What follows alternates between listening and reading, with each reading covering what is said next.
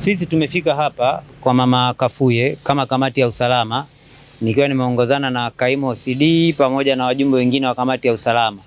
Lengo la kufanya ziara hii, tumemsikia Mama Kafuye akiwa amelalamika kuhusu kutolewa ndani ya nyumba yake. Lakini pia vile vile Mheshimiwa Waziri Mkuu Dr. Mwigulu Nchemba amenituma kuja kufika hapa na kuhakikisha kwamba mama huyu anarudishwa ndani ya nyumba yake, wakati suala lake likiendelea kufanyiwa uchunguzi na TAKUKURU kuhusu uhalali wa nyaraka ambazo anasema zimempatia ushindi mtu ambaye ana mgogoro naye. Kama mnavyofahamu, Mahakama Kuu ya Tanzania ilitoa amri ya mama kuondolewa hapa na kumpa ushindi mdai au mtu ambaye ana mgogoro naye. Lakini nimefika hapa, nimeagiza kwanza mama arudishwe ndani na milango ambayo imechomelewa na kuzibwa ifunguliwe. Zoezi hilo limekamilika kwa kupitia serikali ya mtaa.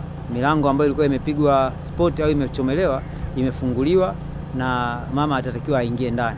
Lakini pili, nimekuta lalamiko hapa kwamba kampuni ya ulinzi iliyokuja kusimamia zoezi hili ilipiga risasi na ganda lake nimekabidhiwa.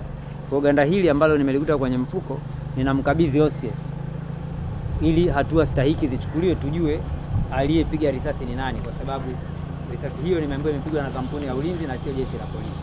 Kwa hiyo nitamuomba Abduli ambaye ndiye ameliokota ganda hilo, utaandika maelezo ya namna ambavyo jambo hilo limetokea, lakini baada ya hapo muhusika aje ili tujue taratibu za kampuni za ulinzi zinapopewa silaha zinachukua hatua gani. Kwa hayo ndio maagizo ambayo tumekuja kuyatekeleza hapa kwa siku ya leo.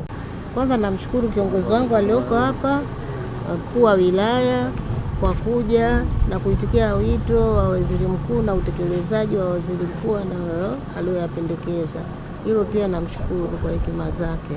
Pia namshukuru waziri mkuu kwa kusikia kilio changu na pia kutaka kujua undani na kufanya utekelezaji au uchunguzi wa kujua nani hasa mwenye haki kwenye hili eneo. Kwa kweli nimeteseka muda mrefu, kwa naishukuru sana serikali yangu. Baada ya kubaini kuwepo kwa udanganyifu wa nyaraka, tukazihusisha vyombo vya serikali ikiwemo TAKUKURU, tukatumia vyombo vya habari kuzungumza swala hili. Tunamshukuru limefika kwenye mamlaka husika, limefikia serikali ya awamu ya 6 chini ya Rais Dr. Samia Suluhu Hassan, ambaye maagizo pia yamefika kwa Waziri Mkuu Daktari Mwigulu Nchemba, ambaye leo ametoa maelekezo kwamba mama yetu Mama Pili Kafuye arudi ndani na vyombo vifanye uchunguzi. Tunawashukuru sana TAKUKURU kwa sababu tangu mwanzo tulivyoona kulegalega na mambo hayaendi sawa, wao walikuwa mstari wa mbele kuhakikisha kwamba uchunguzi unafanyika. Na mara zote upande wetu sisi tulikuwa tukishiriki moja kwa moja kutoa ushirikiano kwa chombo cha TAKUKURU. Tunaomba mwenzetu yeye ambaye anasema ameshinda tuzo atoe ushirikiano kwa vyombo vya serikali. Hakuna wajibu wa kukimbia vyombo vya serikali na kuleta watu na risasi hapa na mapanga kuja kutusumbua. Mheshimiwa DC, kwa jinsi alivyokutuma Mama Samia na ujana wako na tunavyokuelewa na tunavyokutambua na tunavyokupenda, hii ya juzi ya risasi, kwa kweli kaka zako na wazazi wako, hasa huyu mama yangu au mama yetu, unamtesa sana, ameteseka sana. Achana na mambo ya mahakama, lakini hili la risasi limetikisa eneo na tulikulilia kweli wewe, kwa sababu wewe ndio mwenyekiti wa usalama.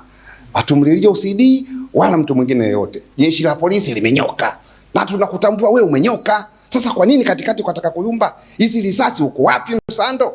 Ujio wako Mungu akubariki. Mungu akubariki, na tunaamini hawa wanaotaka kufoja tuna uhakika.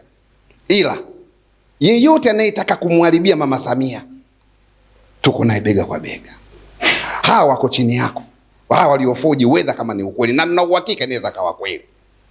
Angalia watu unaowaongoza.